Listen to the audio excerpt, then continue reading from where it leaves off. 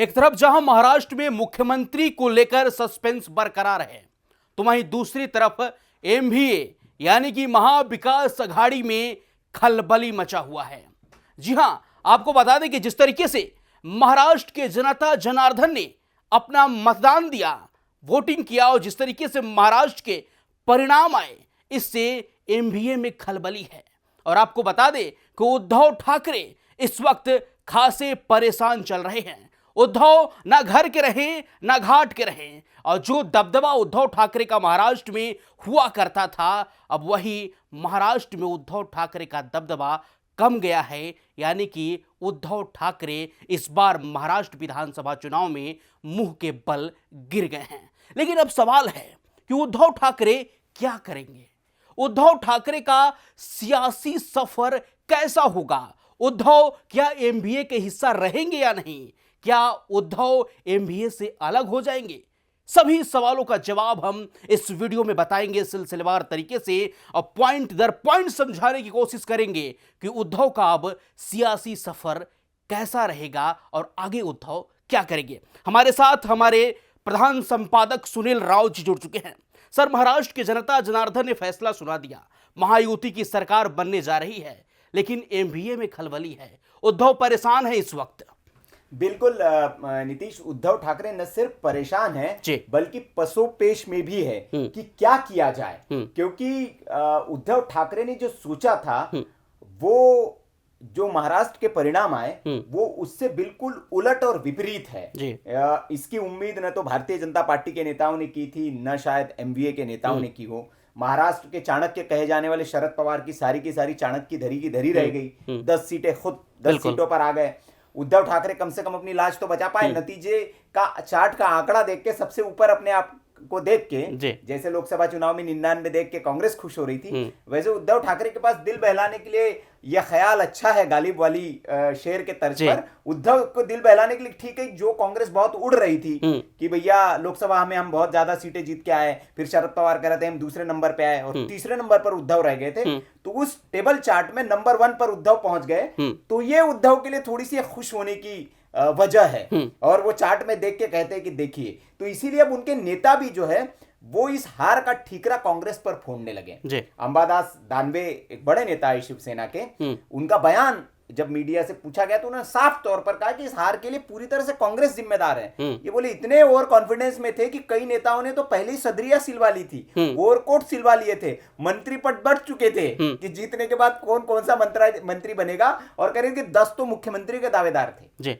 ये राव साहब दानवे का बयान है, मैं बता रहा हूं। बोले कि 10 दावेदार थे मुख्यमंत्री के कांग्रेस में, और बोले इतने ओवर कॉन्फिडेंस में थे, और बोले उद्धव जी को अगर सीएम घोषित कर दिया जाता, सीटें हमको थोड़ी सी ज्यादा दी जाती, तो परिणाम कुछ और होते। लेकिन बोले कि आपके ओवर कॉन्फिडेंस का नतीजा हरियाणा भी आपके हाथ से गया, जम्मू कश्मीर में आपकी क्या हालत हुई। तो खूब सुनाया उन्होंने भर भर के कांग्रेस पार्टी को। तो यह हाल है अभी। कांग्रेस पार्टी के भी एक नेता है विजय वडेट्टीवार, उनको कहा जाता है, उनसे जब पूछा गया क्या भैया, तो वो कह रहे कि उद्धव साथ नहीं होते तो शायद हम जीत जाते। तो उन्होंने कहा आगे अब विचार कर रहे हैं, हालांकि आला कमान करेगा, लेकिन हमारा यह मानना है राज्य के नेताओं का कि कांग्रेस पार्टी को अलग लड़ना चाहिए। दरअसल 2-3 महीने बाद वहां पर 3 महीने बाद बीएमसी के चुनाव हो गए और निकाय चुनाव होने अलग अलग निकायों में महाराष्ट्र में। उसी को लेकर सारे दल उहापोह में, खास तौर पर उद्धव ठाकरे, क्योंकि उद्धव ठाकरे पर जिस तरह का डेंट लगा है, बाला साहेब ठाकरे की जो राजनीति थी महाराष्ट्र में, जो हनक थी ठाकरे परिवार की, सब कुछ मटिया मेट हो चुकी है। उद्धव ठाकरे ने सत्ता के लालच में उन पर यह ठप्पा लगाया कि सत्ता के लालच ने अपने पिता की विचारधारा, अपने पार्टी की विचारधारा, अपनी विचारधारा से समझौता करके विचारधारा के विपरीत लोगों के साथ आप सिर्फ सत्ता के लिए गए। आपने हिंदुत्व को छोड़ दिया, आपने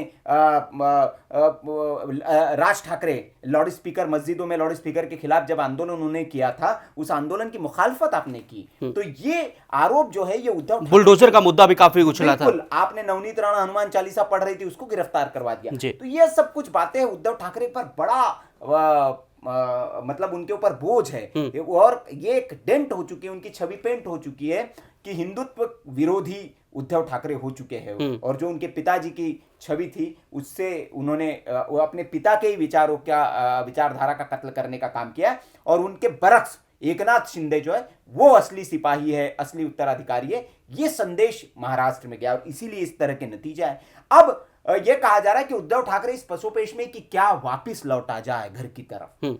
क्या भारतीय जनता पार्टी के तो दरवाजे उनके लिए बंद हो चुके हैं। भारतीय जनता पार्टी, क्योंकि जिस तरह के अब नतीजे आए, उद्धव ठाकरे की जरूरत है नहीं भारतीय जनता पार्टी को, तो क्या फिर से हिंदुत्व की राह पर लौटा जाए?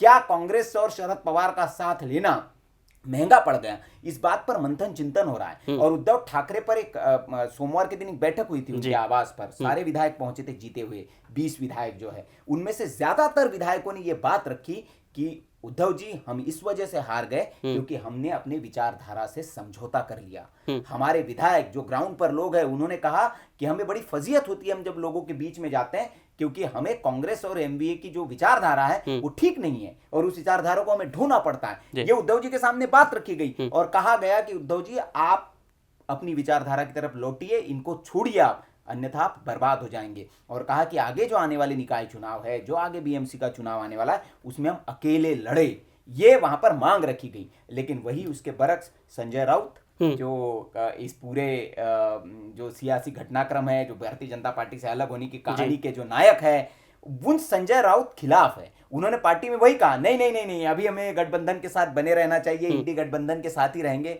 और आदित्य ठाकरे, उनके बेटे, उन्होंने भी कहा कि नहीं, अभी ठीक लाभ इसी में दिख रहा है कि हम किसी के पीछे चिपके हुए रहे। तो ये दोनों की राय है। तो इसीलिए उद्धव अब परेशान है, टेंशन में कि बेटे और जो एक पार्टी का जो चेहरा मोहरा, आंख नाक कान जिसको कहा जाता है, संजय राउत, जुबान पार्टी की, उसकी सुनी जाए या फिर ग्राउंड के लोगों की सुनी जाए। तो क्या सर, जो एमवीए बना था महाविकास अघाड़ी बीजेपी को मतलब कि हराने के लिए, हटाने के लिए, तो क्या उस एमवीए में फूट पड़ रही है?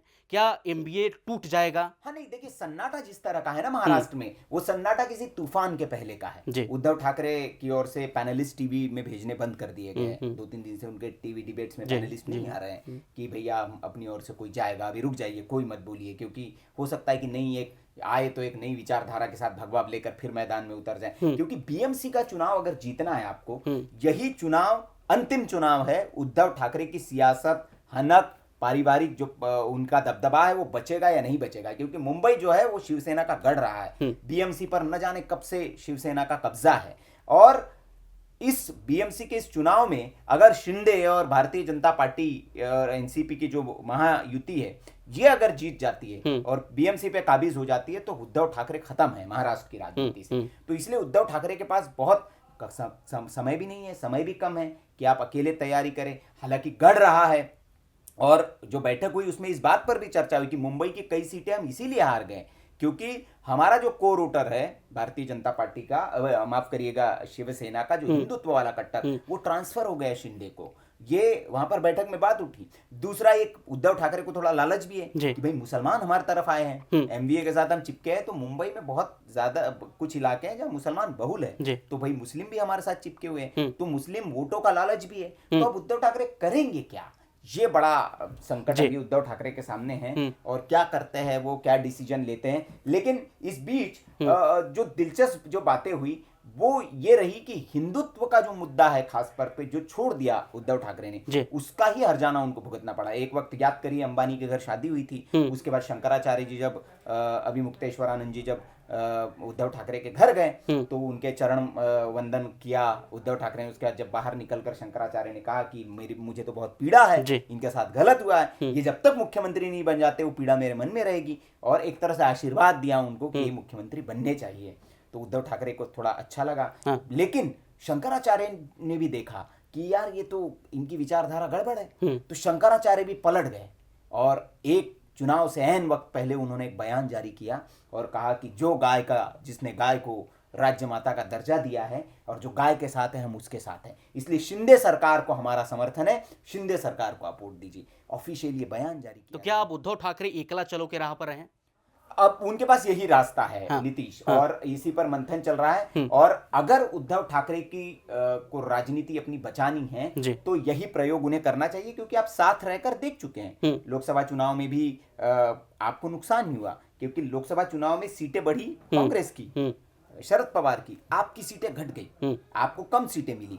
विधानसभा चुनाव में आपकी सीटें कम हो गई। आप भले ही वो आंकड़े में टैली में आप देखेंगे 20 सीटें आपको आई है, लेकिन उन 20 सीटों में से 10 सीटें तो आप राज ठाकरे की वजह से जीते हैं। अगर राज ठाकरे 10 सीटों पर चुनाव नहीं लड़ते, या वो बीजेपी के समर्थन से लड़ते, या बीजेपी उनको साथ दे देती, या वो महाविद्यालय के साथ होते, तो आपका जो बीजेपी का वोट जो कट के उनको मिला है, तो आप नहीं जीत पाते, आपका बेटा नहीं जीत पाता वर्ली से। लेकिन अहम सवाल है सर, तो क्या जनता भरोसा करेगी? जिस तरीके से उद्धव ठाकरे लगातार हिंदुत्व के खिलाफ बयानबाजी करते रहे, या फिर जो भी गतिविधि ऑपोजिशन पार्टी द्वारा किया जाता था, उन्होंने खुलकर नीतीश बयानबाजी हिंदुत्व के खिलाफ कभी नहीं की। हाँ। लेकिन सांकेतिक तौर पर भारतीय जनता पार्टी ने संदेश दिया कि ये तो औरंगजेब फैन क्लब के मेंबर हो चुके हैं, और आपने लाउड स्पीकर, उन्होंने कभी, हालांकि ऐसा कोई बयान उनका नहीं आया जो हिंदुत्व के खिलाफ हो या कुछ, वो चुप्पी साध जाते। लेकिन उनके गोद में बैठे हुए हैं ना, उनके गोद में बैठे हुए, अपमान पर आप चुप्पी साध जाते हैं, तो ये सारी बातें हैं। हाँ, एक विकल्प और उपाय है उद्धव ठाकरे के पास जो थोड़ा सा कठिन है। विकल्प ये है कि आप यू टर्न ले लें, अभी ज्यादा वक्त नहीं हुआ है, आप तुरंत, क्योंकि अभी मौका भी है कि जिस तरह से मौका और दस्तूर भी बहुत अच्छा है, कहते हैं ना कि जैसे बीजेपी से अलग होने के लिए आपके पास कोई कारण नहीं था, ठोस कारण, लेकिन आपने एक मुख्यमंत्री की कहानी बनाकर आप अलग हो गए।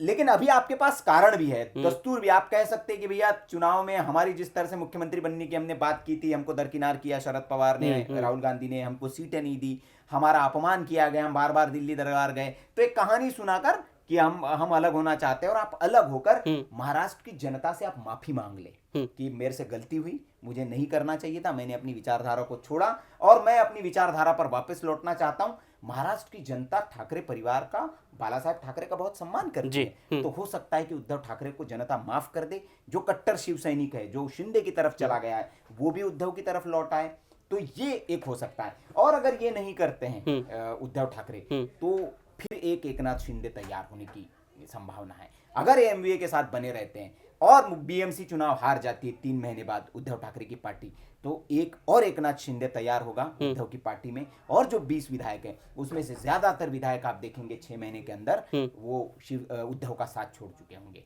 ये बड़ा खतरा उद्धव। सर, बीते दिनों हेमंत सोरेन शपथ ले रहे थे। शपथ ग्रहण कार्यक्रम में इंडिया गठबंधन का एक बहुत बड़ा गुट दिखाई दिया, एकजुटता दिखाने की कोशिश की गई, लेकिन उस इंडिया गठबंधन में उद्धव ठाकरे नहीं दिखे, शरद पवार नहीं दिखे। हाँ, मैं क्या रहा हूँ कि ये सन्नाटा जो दिख रहा है, और उसमें एक और दिलचस्प तस्वीर थी, जब इंडिया गठबंधन का जो रेला लगा हुआ था, उस रेला में जहां चुनाव होने, वहां की बात अगर करेंगे तो अभी चुनाव महाराष्ट्र में होने हैं, निकाय और उसके बीएमसी के, तो शरद पवार और उद्धव दोनों नहीं आए। अरविंद केजरीवाल गए वहां, लेकिन अरविंद केजरीवाल जब राहुल के पास, तस्वीर देखनी चाहिए जनता को, थोड़ी सी मैं कहूंगा हमारे दर्शकों को दिखाया जाए वो तस्वीर, जब नमस्कार करने के लिए गए अरविंद केजरीवाल राहुल गांधी के पास, तो राहुल गांधी ने उनसे हाथ तक नहीं मिलाया और ऐसा इशारा कर दिया कि चलो निकलो। मतलब इशारा उनका था कि चलिए निकलिए, अब आगे जाइए। आप हाथ तक नहीं मिलाया, राघव चड्ढा से हाथ मिलाया, मतलब एक मंच पर खड़े हैं लेकिन दिल नहीं मिल रहे हैं। दिल वो तो वैसे भी नहीं, वो तो एक कुमार विश्वास की बार बार मुझे वो बात याद आ जाती है कि ये फ्यूज बल्बों की झालर है ये जी। वो मतलब वो कितना भी आप उनको टांग लीजिए, थोड़ी देर जलाएंगे फिर ये फट जाएंगे। आप मन आपके नहीं मिले हैं ना, आपका मन मिलना चाहिए, दिल मिलने चाहिए। आप सिर्फ हाथ मिला लेते हैं, हाथ ऊपर कर लेते हैं, लेकिन जब लड़ने की बात आती है तो कोई कुर्बानी देने के लिए तैयार नहीं। सीटों की कुर्बानी, वो कहेगा मैं ही लड़ूंगा, वो कहेगा मैं ही मुख्यमंत्री बनूंगा, वो अपना जैसे कहे कि उन्होंने जी 10 मुख्यमंत्री के दावेदार, उद्धव को अपना बनना था। तो ये जो बात है ये इनके लिए बहुत घातक है। और आने वाले चुनाव में आप देखेंगे कि अभी जो है, अभी तो महाराष्ट्र में आप देखिए 6 महीना बहुत मजेदार रहने वाला है। जो बीएमसी के चुनाव होंगे उसके बाद आप देखिए, हो सकता है शरद पवार की पार्टी में भी यही स्थिति हो। हालांकि शरद पवार और अजीत पवार के बीच अभी सुमधुर रिश्ते हैं। उद्धव ठाकरे के पास कुछ नहीं बचा है, शरद पवार के पास बहुत कुछ बचा है। शरद पवार के पास अजीत पवार है, वो जब कहेंगे भतीजे को वापस आ जाओ, भतीजा वापस चला जाएगा, सारे फिर पार्टी एक हो जाएगी। उद्धव किसको बुलाएंगे? उद्धव के बुलाने के पर शिंदे जाएंगे, और क्योंकि शिंदे ने वो उद्धव ने वो बात ही नहीं रखी। आपने गद्दार और न जाने क्या क्या कह के उनके ऐसे अपमानजनक शब्दों का इस्तेमाल किया कि आपने वो डोर जो है, वो दरवाजा जो है, दरवाजा तो छोड़ी, खिड़की भी आपने बंद कर दी। एक खिड़की भी नहीं छोड़ी है कि जिससे कोई उम्मीद की किरण आ सके। अंतिम सवाल सर आपसे हम लेंगे। महाराष्ट्र की राजनीति पर काफी अच्छी पकड़ है, कौन बनेगा महाराष्ट्र का मुख्यमंत्री? काफी उहापोह की स्थिति है, आज बैठकें भी रद्द हो गई महायुति की। नहीं, उद्धव जो आपके शिंदे साहब है उन्होंने सरेंडर कर दिया, उनके पार्टी के नेताओं ने सरेंडर कर दिया। उनके पार्टी के एक नेता का बयान है कि हम उप मुख्यमंत्री देखना चाहते हैं हमारे नेता को, और उनकी तबीयत थोड़ी नासाज है शिंदे साहब की, तो 2 दिन अपने गांव गए, मूल गांव, सातारा के रहने वाले हैं, तो सातारा में अपने गांव रहेंगे 2 दिन मूल गांव में। और उन्होंने कहा, क्योंकि मीडिया बहुत सवाल पूछ रही है उनसे, उन्होंने कहा कि भैया मेरा पूरा समर्थन है, फडणवीस जी को आप मुख्यमंत्री बनवा दीजिए और मैं उप मुख्यमंत्री बनने के लिए तैयार हूँ। बाकी उनकी कुछ मांगे अंदरूनी हैं, वो चर्चाएं चल रही है, लेकिन जब तक शपथ न ले लें तब तक तो मैं इस पर कोई टिप्पणी नहीं करूंगा, क्योंकि देखिए जो भारतीय जनता पार्टी जो सोचती है वो हम वहां तक पहुंच ही नहीं पाते हैं।